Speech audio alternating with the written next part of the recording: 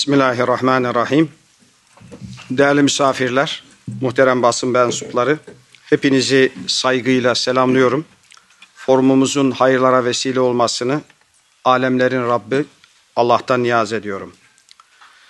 Bugün burada içinde bulunduğumuz yüzyılda insanlığın görmüş olduğu en büyük zulmü, soykırım hakkında görüş teatisinde bulunuyoruz.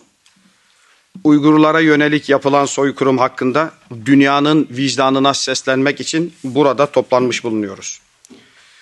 Dünya kamuoyuna yön veren bu parlamentoda tam da şu anda bu konuşmayı yaparken bile Çin zindanlarında işkence gören yüzlerce insanın var olduğunu hep birlikte biliyoruz. Biz burada korunaklı alanlarda bu toplantıyı yaptıktan sonra evlerimize, ailelerimize dönecekken yüzlerce Uygurlu kardeşlerimizin zindanlarda öldürüldüklerine, ailelerinin, akrabalarının aralarında çok ciddi bağlar olduğuna ve özellikle de onlara ciddi kayıplar yapıldığını, ailelerinden haberler alamadıklarına şahit oluyoruz. Sayıları yüz binlere ulaşan Uygur Türk'ü sözde eğitim kampları adı altında verilen hapishanelerde özgürlüğünden edilmiş durumdalar. Salt Müslüman olduğu için İslami kimliğin gereklerini yerine getirmek için bu konuda da Müslümanlıklarından ve İslami kimliklerinden ödün vermedikleri için baskı altında tutulmaktadırlar. Ve kadın erkek ayrımı yapmadan insan onuruna yakışmayan muameleye tabi tutulmaktadırlar. Kıymetli hazırın, soruyorum sizlere, acaba bugün dünyada Doğu Türkistan'da yükselen bu ahtan haberi olmayan var mıdır? Bugün Uygun Türklerine baskı ve soykırım politikasının boyutlarını öğrenmemiş bir siyasetçi var mıdır?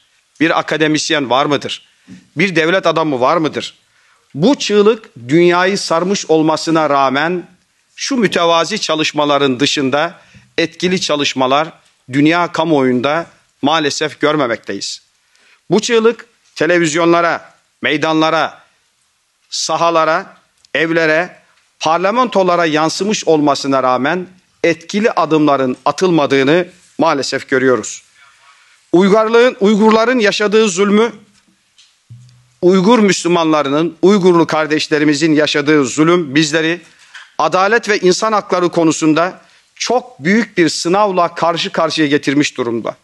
Bu soykırıma Çin'in uyguladığı sistematik asimilasyon politikalarına, yıkılan camilere, medreselere, mekteplere ve evlere uyguladığı sistematik asimilasyonlara, politikalarına, dini kimliğe ve dini kimliğin ortadan kaldırılmasına özellikle biz göz mü yumacağız? Yoksa bütün bunlara Avrupa'nın temel değerleri olan eşitlik, demokrasi, insan hakları ve dayanışmayı da yanımıza alarak karşı mı çıkacağız?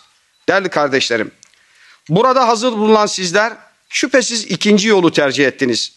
Uygurlara yönelik soykırımı durdurmak adına ayağa kalktınız ve hakikaten güçlü bir sesle bu direnişi seslendirdiniz. Dünyanın çok farklı yerlerinden, farklı ülkelerinden, farklı gündemlerin içinden gelen sizler bu zulme kayıtsız kalmadınız, seslerini yükselttiniz. Şahsım ve teşkilatım adına hepinize teşekkür ediyorum. Burada hep birlikte güçlüce ses çıkarmanın alternatiflerini aramak için yollara düştünüz. Sizlere tekrar kendim, camiam ve tüm bu zulme karşı direnenler adına teşekkürlerimi iletmek istiyorum.